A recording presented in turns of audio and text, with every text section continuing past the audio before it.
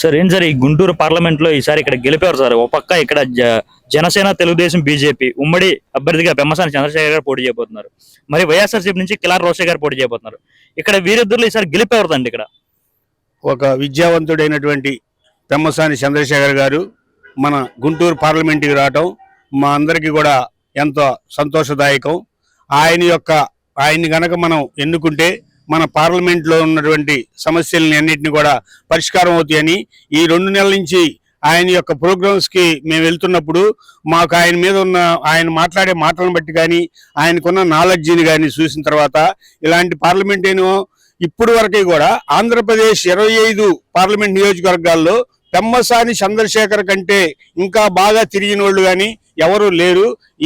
మనకి ఈ గుంటూరు పార్లమెంట్కి ఒక వరంగా భావించి పార్లమెంట్లో మంచి కార్యక్రమాలు ఆయన చేత అభివృద్ధి కార్యక్రమాలు చేయించుకోవచ్చు అనే ఒక దృఢ నిశ్చయంతో ఉన్నాం. డెఫినెట్ గా కుల మతాలకు అతీతంగా ఒక విద్యావంతుడిని పెమ్మసాని చంద్రశేఖర్ గారిని గెలిపించుకోవడానికి మా అందరం కూడా సమాయత్తం అవుతామని చెప్పి మీ మీడియా ముఖంగా తెలియజేస్తున్నాం.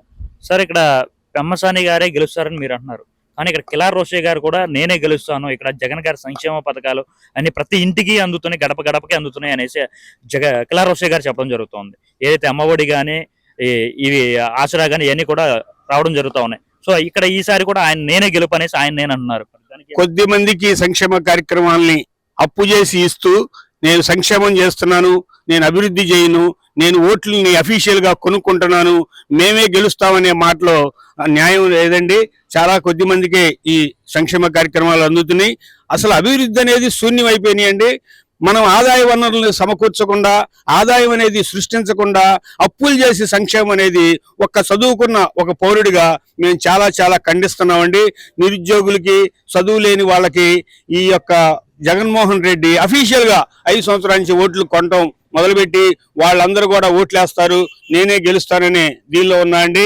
మా పార్లమెంట్ నియోజకవర్గంలో కుల మతాలకు అతీతంగా అభివృద్ధి లేదు కాబట్టి అభివృద్ధి కోరుకునే మేము నిరుద్యోగం అనేది తాండవిస్తున్న ఈ టైంలో మాకు పెమ్మసాని లాంటి వారు వస్తే అమెరికా నుంచి ఐటీ కంపెనీలు కానీ పరిశ్రమలు కానీ తీసుకొస్తాడని మాకు ఉంది. అలానే మన గుంటూరు పార్లమెంట్ గురించి పార్లమెంట్లో ఎక్కువగా స్పందించి ఇక్కడ ఉన్నట్టు సమస్యలన్నిటి కూడా పరిష్కారం చేస్తాడని అయితే మేమందరం కూడా భావిస్తున్నాం.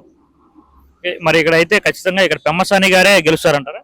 తప్పనిసరిగా అండి, లక్షల మెజార్టీతో గెలుస్తాడని మాకు నమ్మకం ఉంది. ఇక్కడ మా నియోజకవర్గంలో మా పవన్ కళ్యాణ్ గారు ఏ మాట అయితే చెప్పాడో ఆ మాటకి మేమందరం కట్టుబడి పవన్ కళ్యాణ్ గారు ఎవరికి ఏమంటే వాళ్ళకే ఓటేస్తాం. ఈ బీజేపీ, తెలుగుదేశం, జనసేన కూటమి అభ్యర్థులకి మా పవన్ కళ్యాణ్ గారి సపోర్ట్ ఉంది కాబట్టి పవన్ కళ్యాణ్ గారి అడుగుజాడలతోనే పవన్ కళ్యాణ్ గారి మాట మీదతో మేము ఈ కూటమికి ఓట్లేస్తామండి. అలానే మేము ఈ 3 నెలల మీద చూసిన తర్వాత పెమ్మసాని చంద్రశేఖర్ గారు చాలా నాలెడ్జ్ పర్సన్, ఆయన దగ్గర చాలా వర్త్ ఉంది. అతను ఈ నియోజకవర్గాన్ని, పార్లమెంట్ నియోజకవర్గాన్ని తప్పనిసరిగా అభివృద్ధి చేస్తాడనే నమ్మకం మాకుందండి. మేము ఎవరు ఎన్ని చెప్పినా సరే మా పవన్ కళ్యాణ్ గారు ఏదైతే చెప్పాడో దానికి కట్టుబడి ఒక మంచి వ్యక్తిని ఎంపీగా, ఎమ్మెల్యేగా బోర్ల రామంజలి గారిని ఎన్నుకోవడం మాత్రం తప్పనిసరి అండి. ఎలాంటి ప్రలోభాలకి లొంగకుండా మేము వారికి కూటమి అభ్యర్థులకి ఓటేసి గెలిపిస్తామండి. Thank you sir.